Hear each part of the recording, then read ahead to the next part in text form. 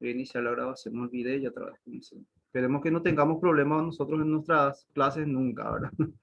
Con el tema de los hackers y demás. Bueno, Pero eso fue bola, no existe el hacker. ¿y qué Eso fue habrá una falla de sido? seguridad de la persona que programó la reunión. Y posiblemente, como estaban Dejó todos, abierto. seguramente estábamos todos habilitados como para poder escribir, no sé cómo se pudo haber dado, ¿verdad? Sí, así mismo fue, porque yo le dije, yo podía compartir mi pantalla también. Ah, vos fuiste el que habló. Y hombre, no me dieron pelota nomás, pero sí, No, fue una falla de eso. Yo le escribí incluso a la rectora en privado y le dije que tenían que hacer esto para, pero no me leyeron, no, no sé.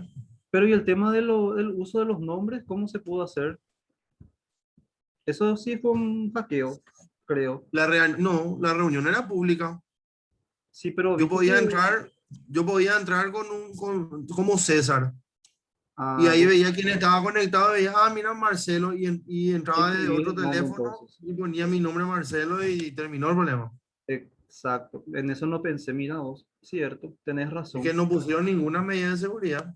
Y por lo visto, ¿verdad? No se previó eso. Desde la parte de informática, no sé quién habrá sido encargado. Pero bueno, como les estaba diciendo, son cosas que pasan también cuando tenemos las dos contrapartes, ¿verdad? Las personas que no, no prevén todo y las personas malintencionadas que se aprovechan de situaciones para poder justamente meter sus manos. Ahora eh, no entiendo si era con tinte político la cuestión, yo también asumí lo mismo, creí lo mismo pero porque, que le estaban raro porque justo era con un extranjero, o sea, no sé si era gente de acá o gente de afuera que estaba monitoreando o qué es lo que era el tema, cómo venía la mano. claro, eso es lo que yo le dije a unos alumnos que me escribieron también para preguntarme. Le dije que, bueno, no sé, para mí parecía un ataque político, ¿verdad? Tipo así, derecha contra izquierda, no sé qué sé yo, socialismo contra, no sé, no sé ni qué, pero era esa onda de tinte político que, bueno, por la situación de Venezuela y demás también, no sé. La verdad que yo no entiendo mucho de política, pero así me pareció. Bueno, a lo nuestro, ¿sí? Como les decía, yo les voy a pasar después el video de la ponencia de la doctora, también el link del material para que ustedes puedan acceder a él.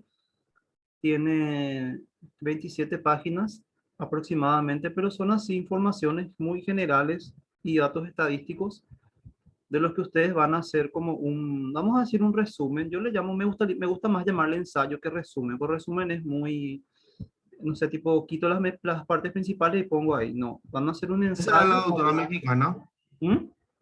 la doctora mexicana era. La última, sí, creo que es la mexicana. A ver un poquito. Sí, el nombre no me mandaron todavía, ya no recuerdo. La primera, lo que me acuerdo el nombre que es Ingrid, pero no, creo que no es la de ella, porque no miré todavía la ponencia. Les voy a mandar enseguida ya para que vayan investigando ya. Bueno, el tema en sí es salud mental en Paraguay, pero el punto central de esto es lo que ustedes van a hacer una relación entre la salud mental y lo que es la situación actual de pandemia. ¿Sí? Ese es el punto de diferenciación entre lo que es hablar solamente de salud mental. ¿Sí? Particularmente creo que ustedes están muy preparados para hacer esto. Los tres cursos con los que yo tengo clase, porque como le dije a la coordinadora de extensión, siempre hablamos nosotros en clases, no, seguramente no lo hacen solamente conmigo, lo hacen con todos los profes que son psicólogos. Siempre hablamos de salud mental, ¿sí? Como eje central de nuestra disciplina también. Entonces, muy difícil en ese aspecto no les va a hacer.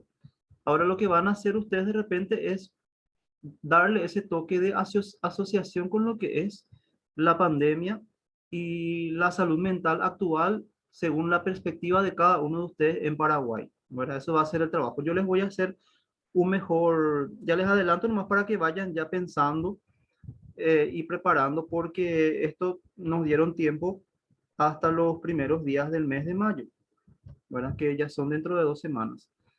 Yo entonces les voy a dar una fecha, a ver, de presentación podríamos quedar hasta el viernes 7 de mayo para presentar el trabajo. Entonces tendríamos 2 semanas y unos días para que vayamos preparando. Eso por un lado. Y A ver, ¿qué más? Básicamente, como ya les dije, eso tiene un porcentaje de carga horaria, seguramente que se va a estar estableciendo para que les sirva ya como horas de extensión universitaria, que es un requisito fundamental y obligatorio para nuestra carrera. Bueno, básicamente es eso. ¿Sí? Profe, ¿Sí, Eli? eso va a valer punto. Y no sé si todavía no se estableció si va a valer punto, pero les va a servir como horas. Y acuérdense que las horas ustedes tienen que acumular, las horas son como puntos también. Según el decano, la vez pasada cuando me pidió esta actividad, me dijo que sí, vamos a ver la posibilidad de que valga puntos. Pero acá lo principal es la cantidad de horas que les va a servir a ustedes para extensión universitaria. Porque si no tenemos extensión universitaria, no aprobamos la carrera. Acuérdense que es un requisito obligatorio. Es como una práctica, como una pasantía, ¿sí? Ujú. La tenemos que acumular práctica. No sé si la Son como práctica créditos. la hacen al cuarto. Sí, exactamente. Tenemos que ir acumulando tanto carga horaria como puntos también.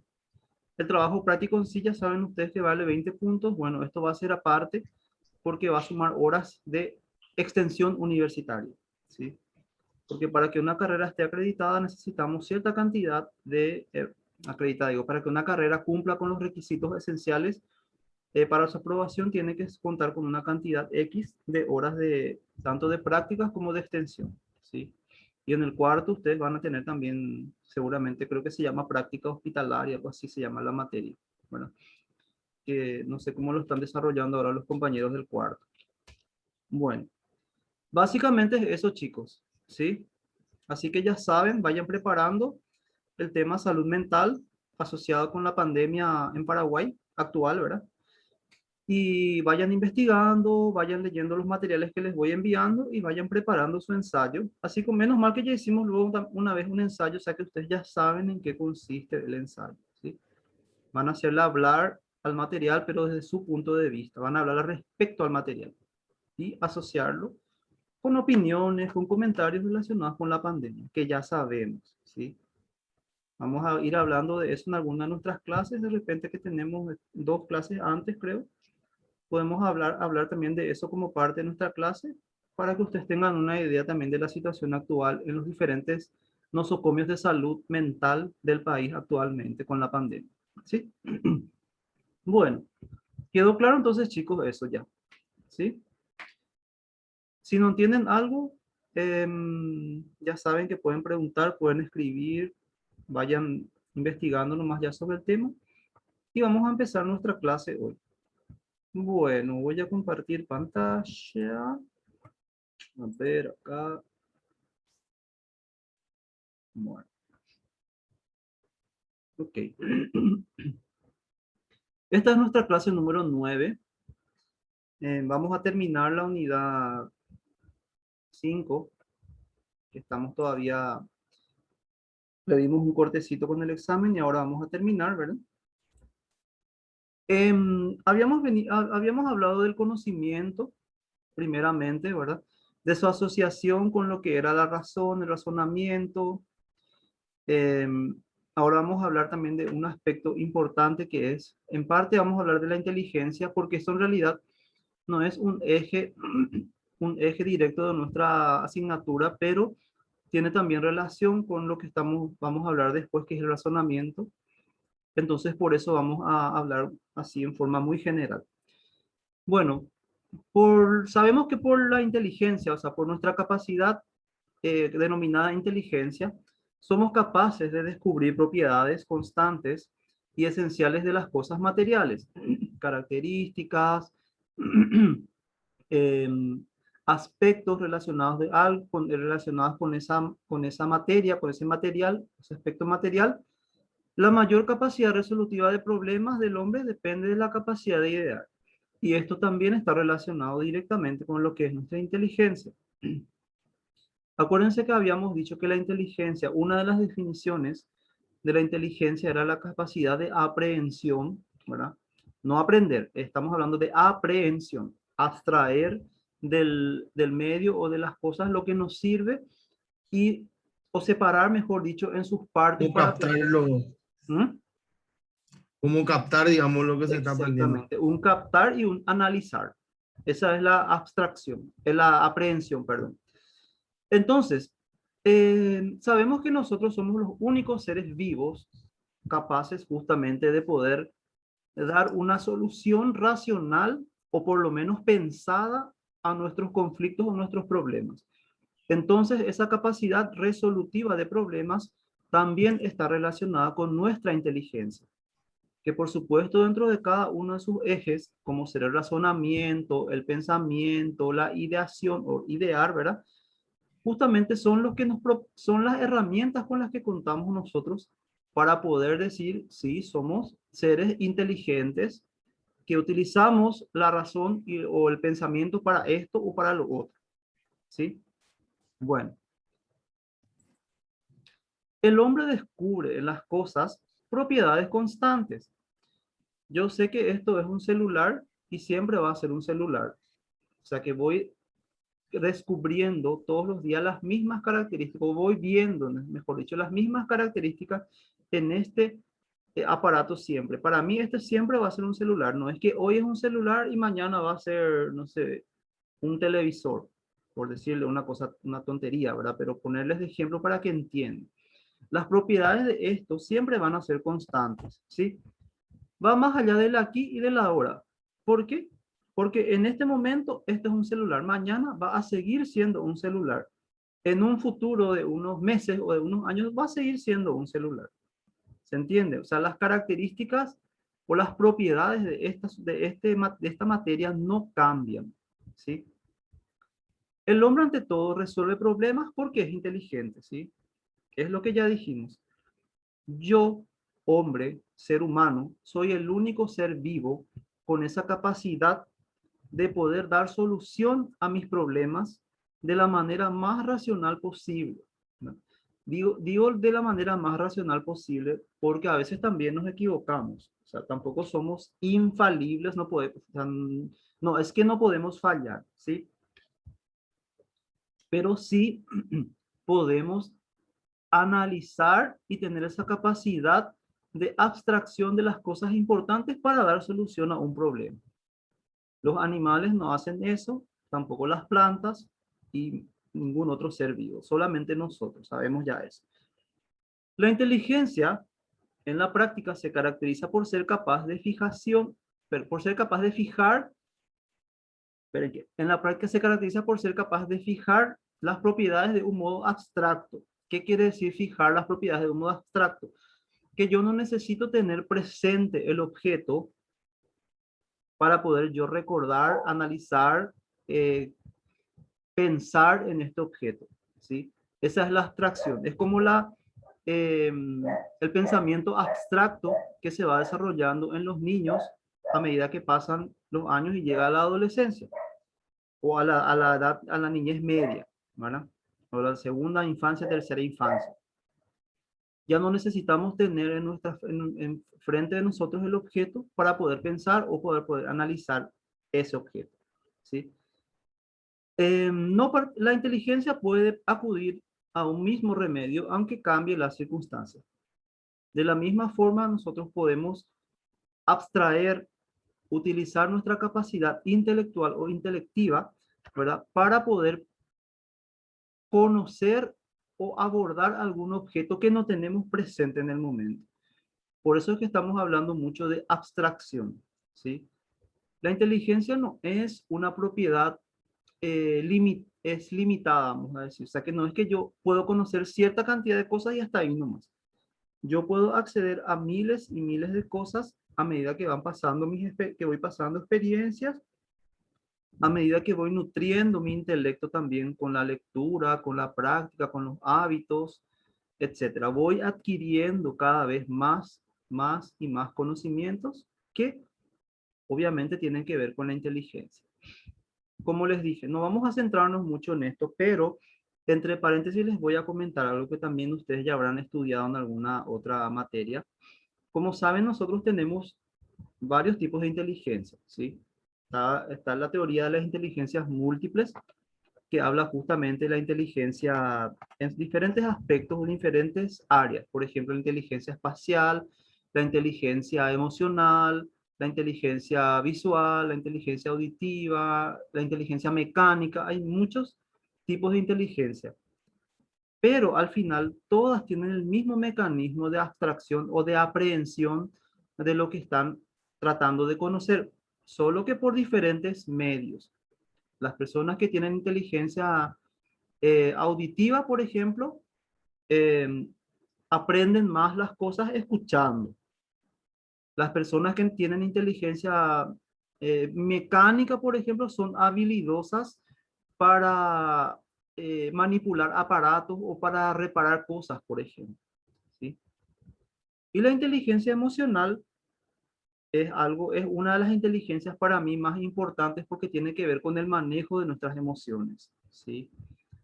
Es un tipo de inteligencia que muy difícilmente lo desarrollamos eh, completamente, la desarrollamos completamente. Cuesta, pero con un buen proceso uno aprende a controlar sus emociones. ¿Sí? Eso es parte de la inteligencia emocional. Saber manejar las emociones, saber utilizar las emociones, cuándo debemos utilizarlas o qué emoción tenemos que saber usar en tal situación, por ejemplo. ¿Y cómo podemos poner un ejemplo para entender esto? Tengo que saber cuándo debo aprender a obviar nomás ciertas cosas. Por ejemplo, por más de que de repente sienta una rabia, bueno, tengo que aprender a controlar eso, a evitar que salga o que aflore mi emoción negativa.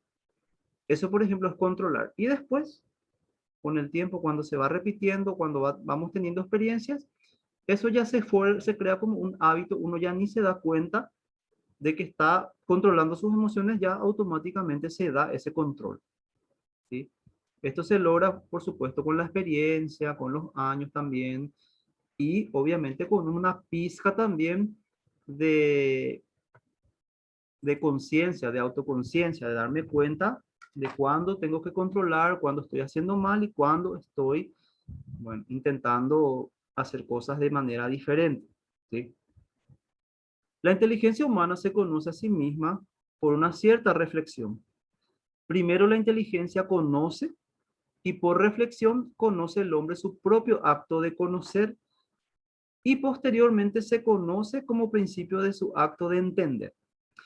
Primero entonces conocemos, después conozco, ¿verdad? Que conozco, vamos a decirlo así redundantemente. Y por último, entiendo, ¿sí? Esto está muy relacionado con la inteligencia. Les voy a poner un ejemplo.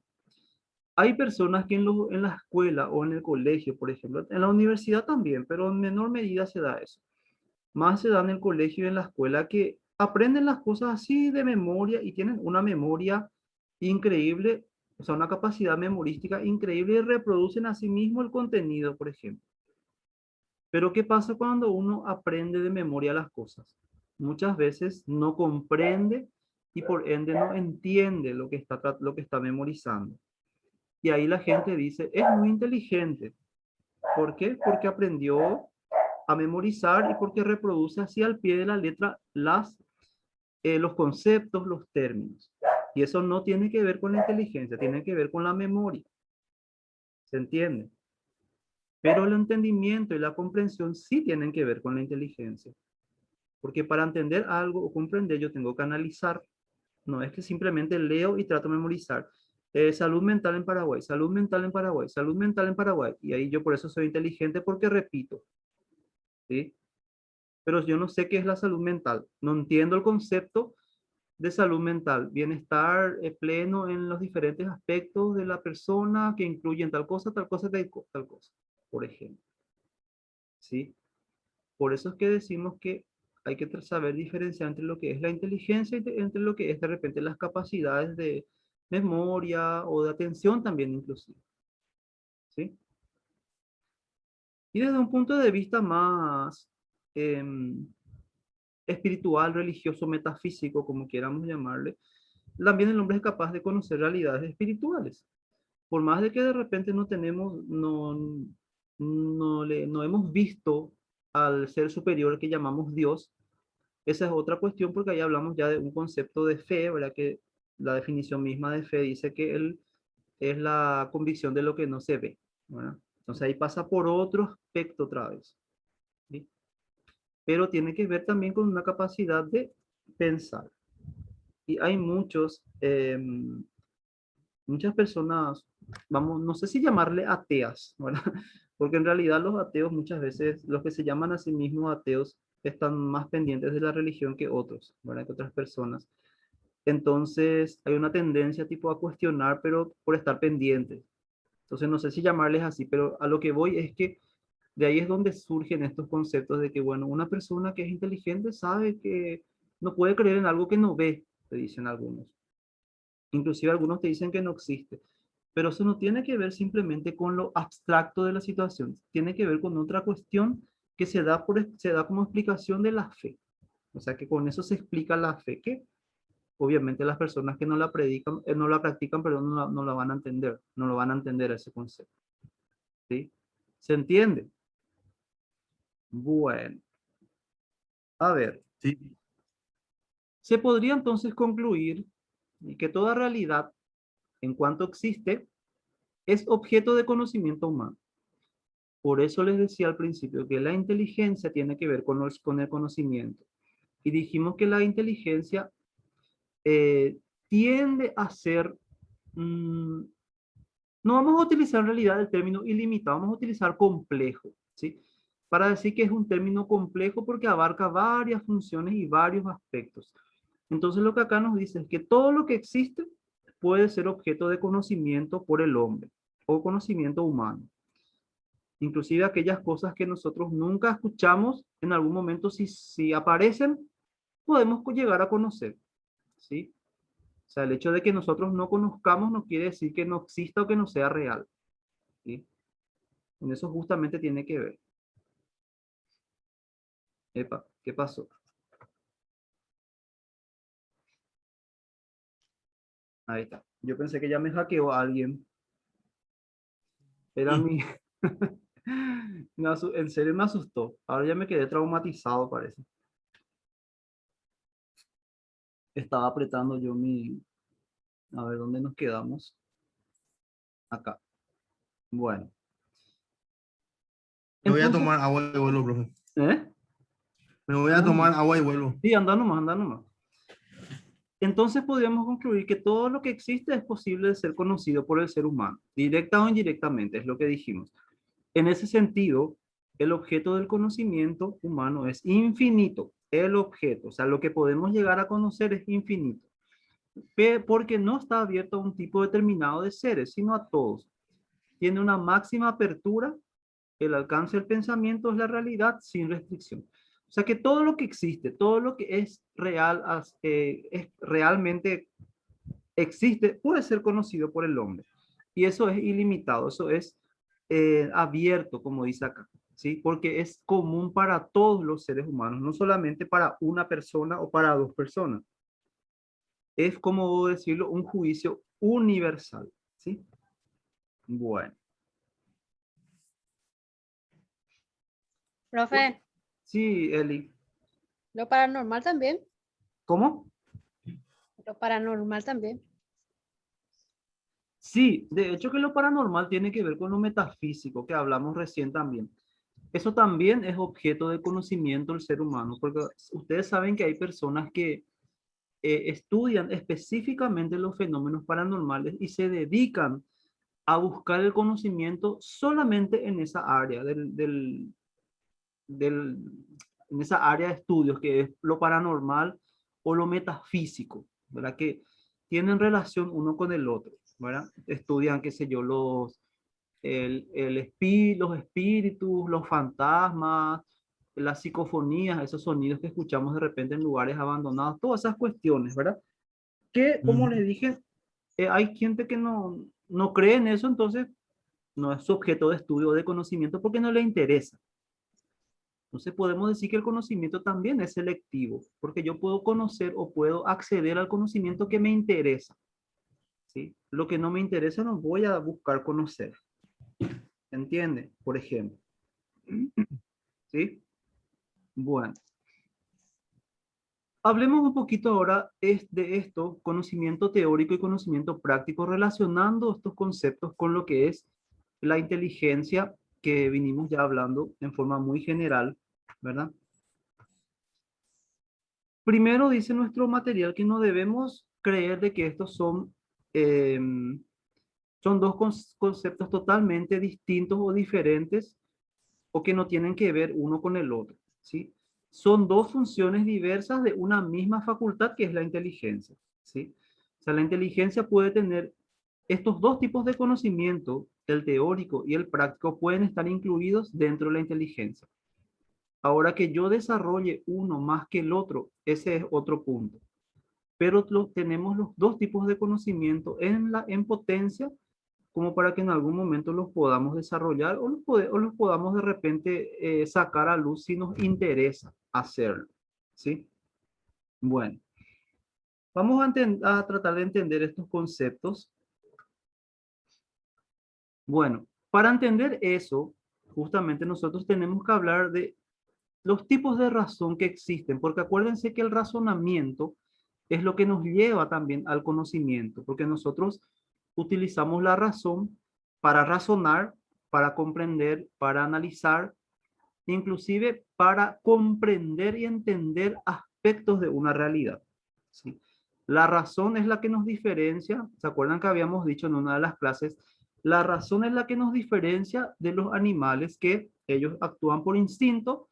En cambio, nosotros tenemos la capacidad de razonar sobre lo que vamos a actuar y después actuamos, excepto algunos trastornos, como ya dijimos, que en donde uno pierde esa capacidad de razonamiento y actúa de repente por impulso, pero eso ya es otra cosa.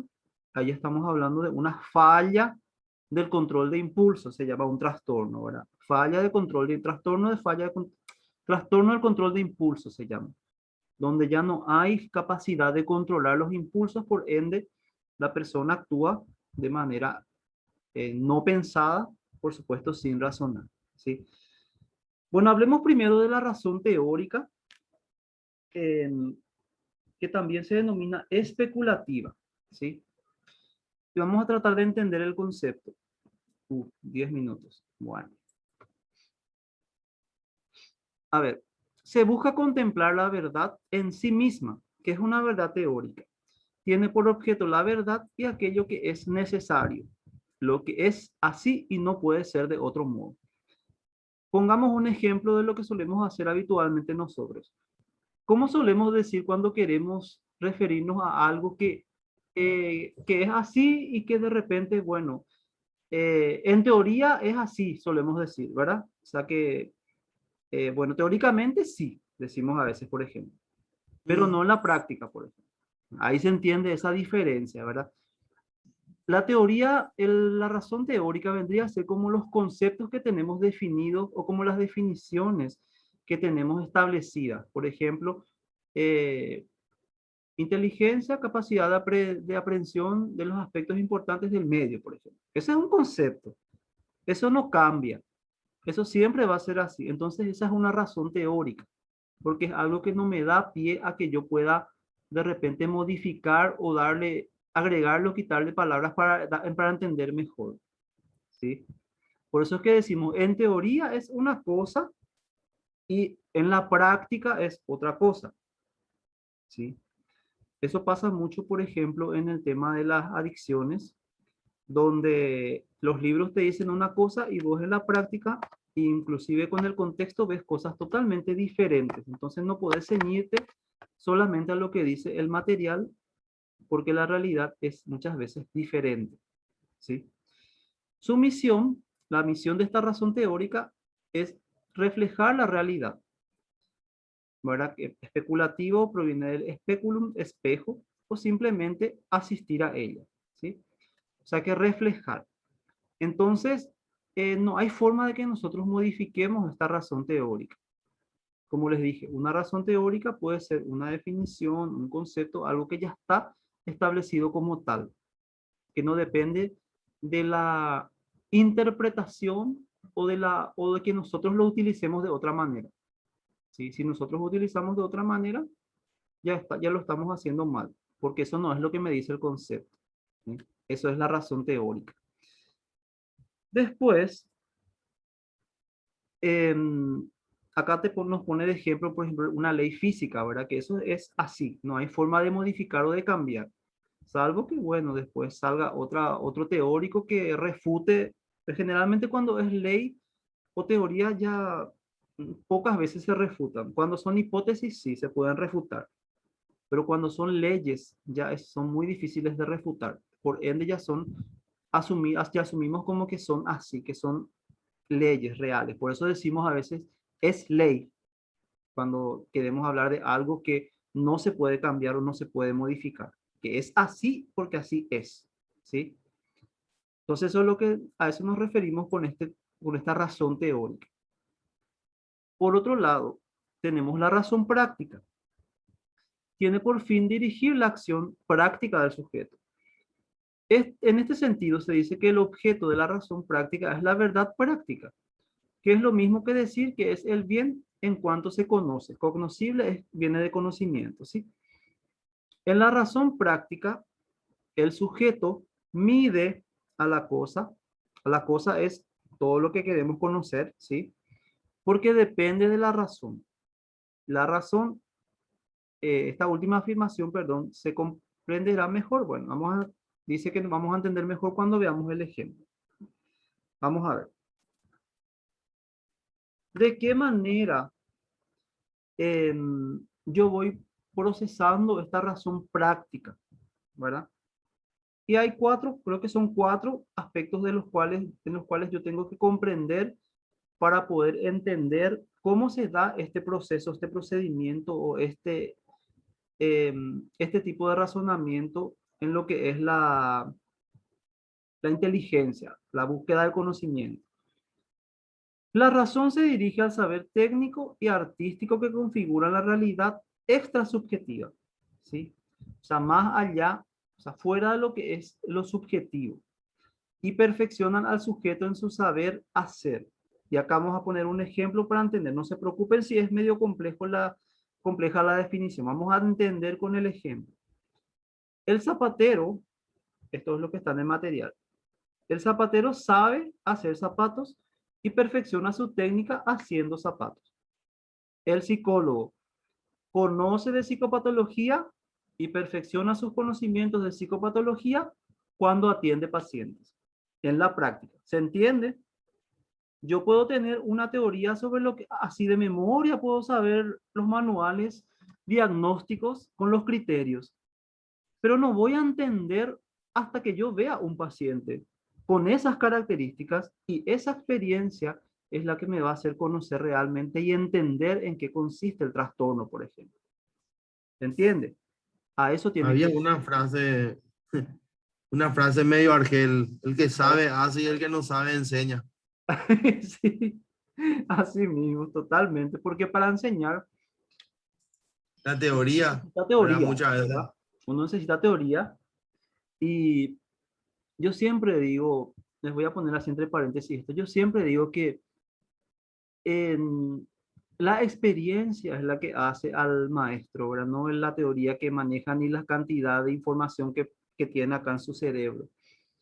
Entonces, cuando uno se dedica a algo, en el caso de ustedes, vos, por ejemplo, César, estás trabajando ya también en lo que es la psicología prácticamente, porque estás trabajando con jóvenes, con adolescentes, ¿verdad? Conoces las interrelaciones. Sí. Em, por lo tanto, esa experiencia te va a servir mucho más que lo que vos podés aprender de un libro, por ejemplo. Vas a aprender, obviamente, porque es lo que te da las bases, Bueno, pero pero me cuando lo vas ayuda a... a relacionar con la realidad. Claro, ahí vas a contextualizar y vas a decir, ah, sí, esto, el libro decía esto y ahora estoy viendo esto. Ah, pero acá en la realidad se puede ver de manera diferente. Si pasa en la práctica Es clínica, lo que yo digo cuando mucha gente de repente me pregunta a los chicos eso. Si te toma el doble de tiempo terminar tu carrera, pero mm, tener la oportunidad de trabajar en eso, metele. Porque ¿dónde viste un aviso de trabajo que no pida experiencia? ¿Cuánta claro, gente con título hay que no sabe hacer o no tiene experiencia en lo que sea? Y al así final la mismo, gente que lo que quiere es que sepas hacer, no que claro. sepas. Y por eso justamente es que ahora en las empresas así más, en las grandes empresas, las empresas privadas y que tienen una visión muy desarrollada de lo que son los recursos humanos, se busca justamente potenciar las habilidades. Eh, Se llama, ¿cómo es que se denomina? No recuerdo, pero el nombre, el primer nombre no recuerdo, pero es por competencias. O sea que para qué vos sos, para qué vos servís, más o menos. ¿Sí? Se busca para qué vos servís y no simplemente lo que es tu currículum, sino que se ve lo que vos sabés hacer, ¿verdad? Lo que vos sabés hacer y en lo que ya hiciste Talento. para poder potenciar. Sí, talento, talento humano. Ay, no me acuerdo el nombre técnico de ese concepto, el término que les quiero hablar, pero es tal cosa por competencias, ¿verdad? Entonces con eso tiene que ver. Vos podés ser así, tener un currículum así, grosso currículum, pero si nunca hiciste algo, nunca trabajaste en el área, no vas a saber hacer y la gente no quiere que vos experimentes quizás con su empresa o mucho menos nosotros con pacientes. Por eso es que se hace la práctica profesional, la práctica de las pasantías y las extensiones y todo eso, porque nos sirva justamente de experiencia previa, ¿sí? Para que nos salgamos meramente con lo teórico. ¿Se entiende? Ya le pasa mucho. Tienen sus prácticas, ellos no salen del hospital. Ellos desde el primer año ya entran a la morgue, ya hacen todo eso lo que es práctica, pero aparte de tener la experiencia, también tenés que tener vocación y también te tiene que gustar lo que haces, ¿verdad? No es que tenés que estudiar nomás para tener un título y para tener un estatus social que te da esa carrera, por ejemplo, ¿verdad? O sea que hay muchas vertientes alrededor de eso, ¿sí? Se va a cerrar nuestra clase, volvemos a entrar nomás por el mismo vínculo, ¿sí? Cuando se cierre. Vale. Bueno, Ok. sí, Eli, te escuchamos. ¿Quieres Yo decir tuve una algo? experiencia cuando me operé nomás. ¿Cómo? Yo tuve una experiencia cuando me operé Ah, y le vino la enfermedad.